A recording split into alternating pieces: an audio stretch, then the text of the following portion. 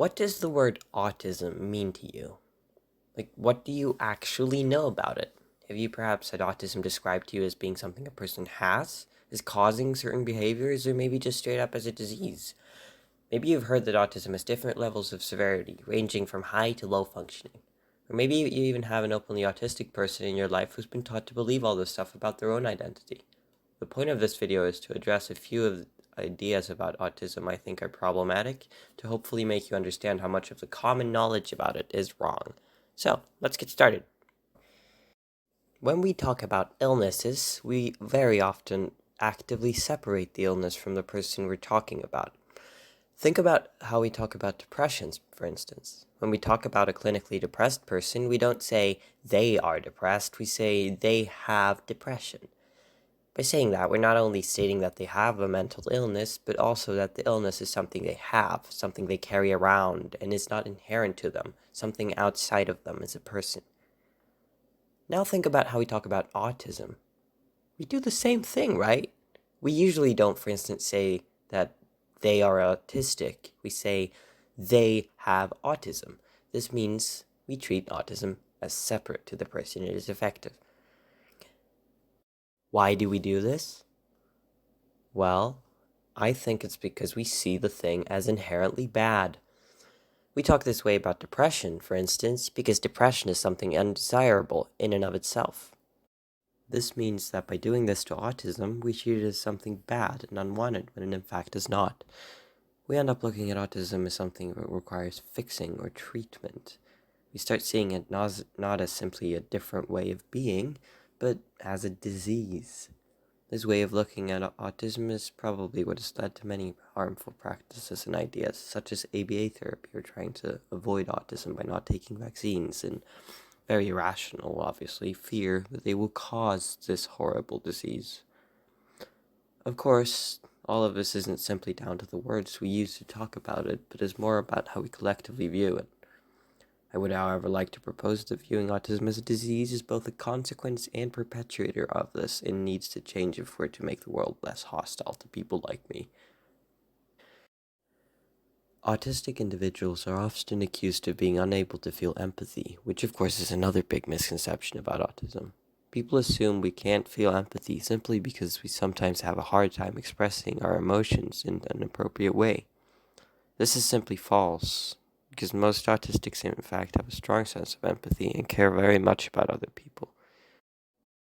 The problem lies in the fact that it's extremely difficult to understand the emotions of someone who functions completely differently from you. It can be just as complicated for a neurotypical person to understand the feelings of an autistic as it can be when going the other way around. An example of this would be a situation in which an autistic child who has a sensory system that works very differently from what most would consider normal is put in an uncomfortable situation by their neurotypical parents, like being forced to go to a noisy restaurant or sit in a classroom with fluorescent lights. In this scenario, this leads to the child having a panic attack, which in turn leads to the parents to conclude that the panic attack occurred directly because of the autism and not because of the situation the child was put in. This demonstrates a failure to empathize with the child on the part of the parents, and shows how claiming autistics can't feel empathy also requires claiming that neurotypicals can't feel empathy to make sense.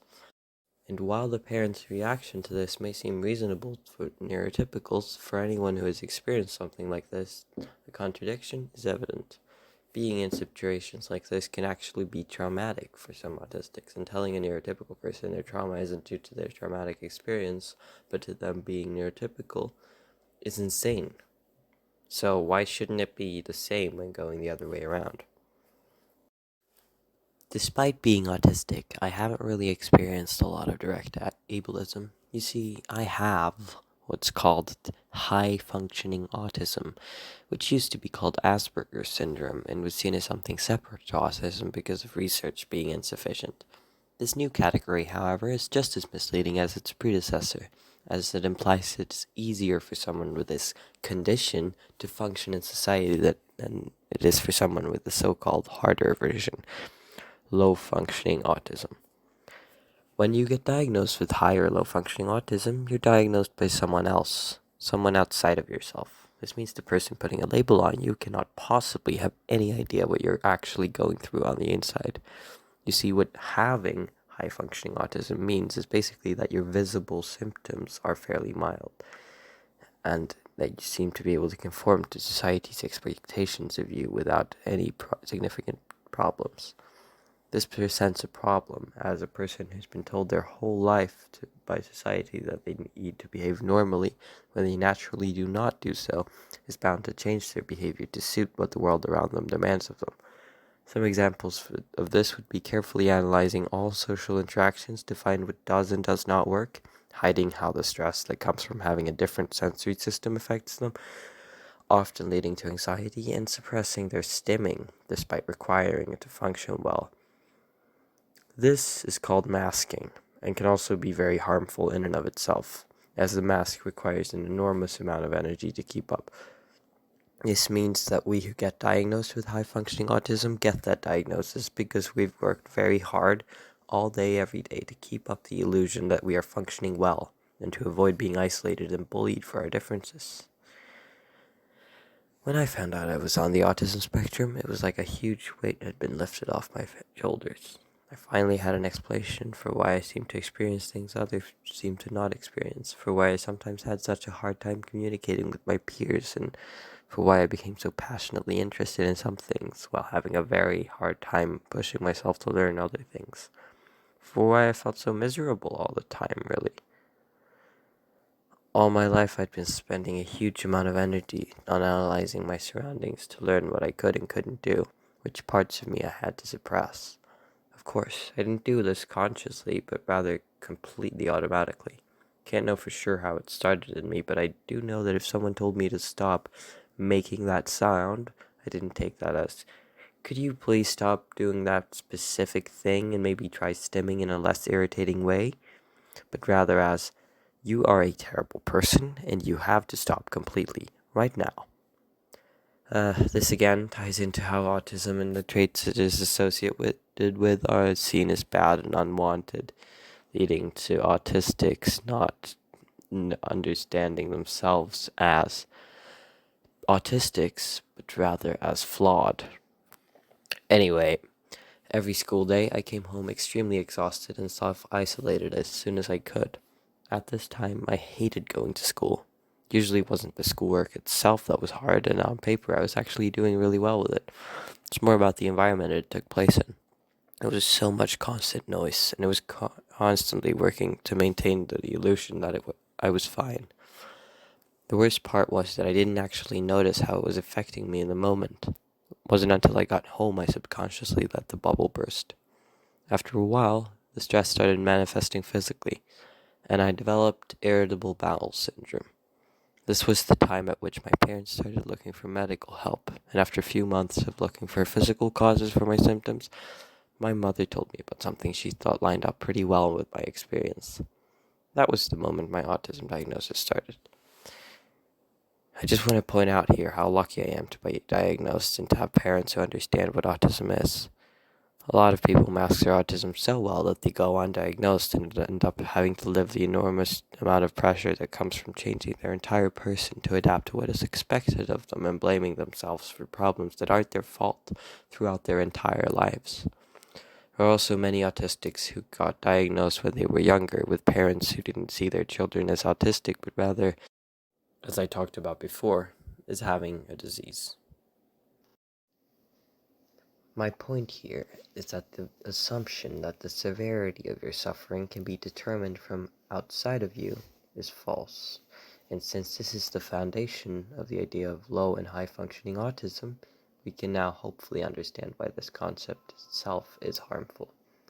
In fact, I'd like to ask why we as a society place any value whatsoever in grading the level of a person's problems in the first place. While autism isn't the same in everyone, this doesn't mean some have it easier than others. In a society built for people to function one way, any deviation from that one way of functioning will still lead to suffering.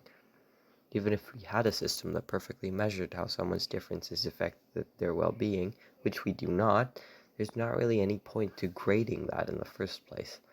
What is much more important is that we simply accept that some people work differently, start destigmatizing autistic traits such as public stimming, and start taking people seriously when they express how a situation is stressing them out, even if their stress seems strange. Since masking usually starts at a young age, we need to teach children to be respectful of differences. If you're a parent of an autistic child, you should probably stop forcing your child to do things that harm them and instead give them the help they need. If your child is sensitive to certain noises, give them noise-canceling headphones. If they don't want to wear what you want them to wear because of how those clothes feel on their body, give them alternatives. Forcing an autistic child to conform to standards set by you and society at large make them follow those standards, but that doesn't make forcing them into them in the first place okay. Doing that is kind of like expecting someone without any legs to be able to learn to walk on their hands instead of giving them a wheelchair and building ramps and elevators to allow them to have the same chance in life as everyone else. Since being diagnosed, I've let most of the harmful parts of my masking disappear. I no longer hide my stress because other people don't seem to have the problem I have. I have a pair of noise-canceling headphones I can use anywhere at any time to block out noises, and I actively allow myself to stim. I do, however, still mask subconsciously in ways that can actually end up being useful. I still, for example, often catch myself analyzing every possible direction a conversation could take, and spending large amounts of energy trying to figure out what someone's really trying to say based on my large database of how humans usually express themselves. I've developed subconsciously just to be able to hold my own in a conversation. While it does drain my resources, then also in some ways a skill worth having. That is, a small amount of masking can be necessary for me to engage with other people. Yeah, so that's the end of this rambly mess of a video. Thanks for watching it. I hope it was useful or interesting or anything. And if it wasn't, consider disliking the video and leaving a comment telling me how useless I am.